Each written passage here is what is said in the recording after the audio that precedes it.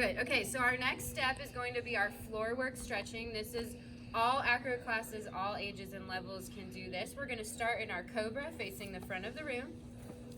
Good. We're going to press up into that cobra. Our necks are long, our shoulders are down. We always talk about our giraffe necks, that we want our shoulders pressing down so we can see our nice long legs. Fingertips should be facing the front. If your child likes to rotate to the outside, make sure you're reminding them to turn those fingers to the front. This is a bad habit. When you start getting into back walkovers and handsprings, if you're turning your fingers out this way, it can really do some damage to their elbows and shoulders. So make sure we're training them correctly with their fingers facing the front. And touch your toes to your head and hold. Good, beautiful. Hold it there. Some options for our kids could be toes to head, toes to shoulders. Good, that's a little bit more of a stretch out to the side. You can do toes to your eyeballs or toes even to your forehead if you can get that far. Some people really can, so keep pushing your kids to get there. Good, and gently lay it all the way down. We're talking about being gentle in our releases. Sometimes I say be gentle like a princess going to sleep for my younger classes. Good, and press back up into your cobra. We always do everything in twos. Good, shoulders are down, necks are long. Touch those toes to your head one more time. Good. And hold that stretch. Again, if you want to press pause on these videos so you can hold it longer, you totally can, okay? And lower it all the way back down like a princess going to sleep, nice and gentle. Good. Reach back and grab those ankles, stretch all the way up into your boat pose. Big things to notice here are pointing our toes as soon as they leave the ground. Good, make those toes point to the ceiling. Isabella's trying to lay hers flat on the ground. Can you go back and show on your knees, Isabella, just like bending up? The main goal for most of my acro kids is getting just on your knees this way. Now, we've been working on our release. So when I say release, we're going to go into a high fifth position. So arms will come up above your head and then gently lower it all the way down. Good. Instead of just releasing and slamming the floor, which is what we see in a lot of programs that people aren't really training their kids. They're just like trying to see how far they can get them to whack it and come out. So we're working on the control and how we come back down. Good, so try that one more time. Grab your boat pose, stretch it all the way up, sit up tall. If you want to press pause and hold here, that's fine. Try not to rock that boat pose. Good, and release arms to fist and lower it all the way down. Beautiful, good. Roll onto your backs, please, and press up into your baby bridge. Now, my older kid classes probably haven't done a lot in baby bridge, but that's okay, because this is good and it's a workout. So baby, lay flat on the ground, hands to your side, and just press your booty up. I know you probably haven't done this since a little kid acro. And put one foot in the air. This is a nice hold, a nice balance and giving you a good conditioning in that left leg. Beautiful, and switch to the other side.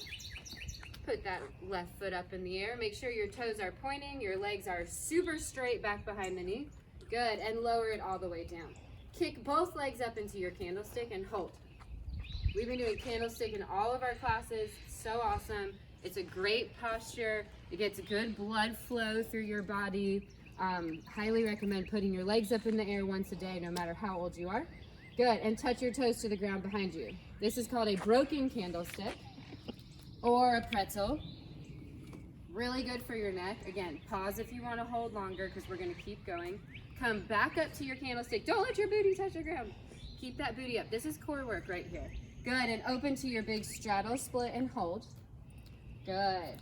Squeeze those legs nice and tight and close them all the way back up. And come down, give me 10 jump up rock and rolls. Now, we are not going to use our hands to stand up off the ground, so don't use those hands.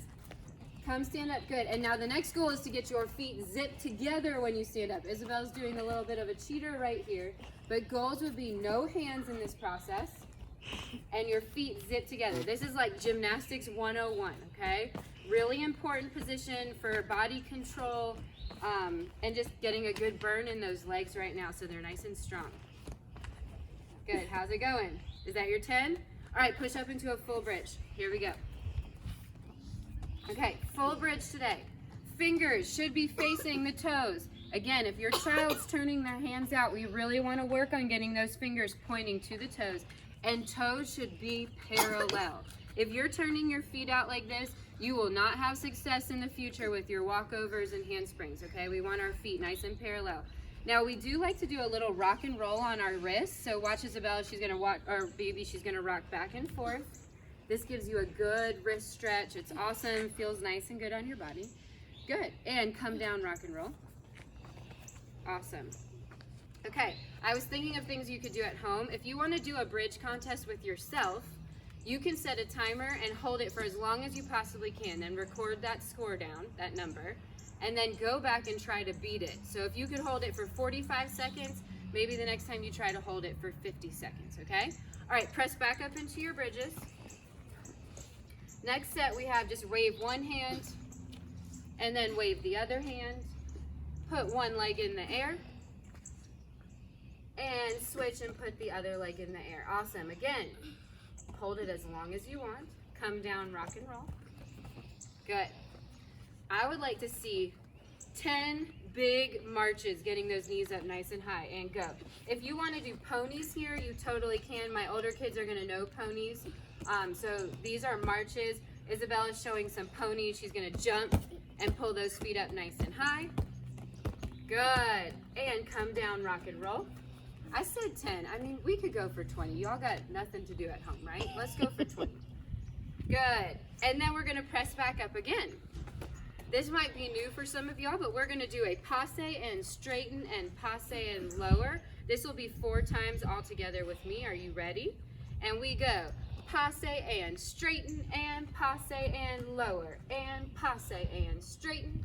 Passe, switch legs and passe and straighten. Passe and lower, passe and straighten, passe and lower, and come down, rock and roll. Good. I'll give you a few more bridge options before we move on to across the mat stuff. So another really fun bridge option that you can do is going into your bridge and then dropping down to your elbows. So let's see that. We're going to go into our bridge, drop down to your elbows and hold. Very tricky. They're trying to put their head on their booty. That would be the goal. Yes, we have people that can do that. They can literally lift their head up so much that it goes on their booty. So that's a good goal for you. And then to come out of this position, we ask that you go back up to your bridge and gently lower all the way down. Awesome, and we can time right there.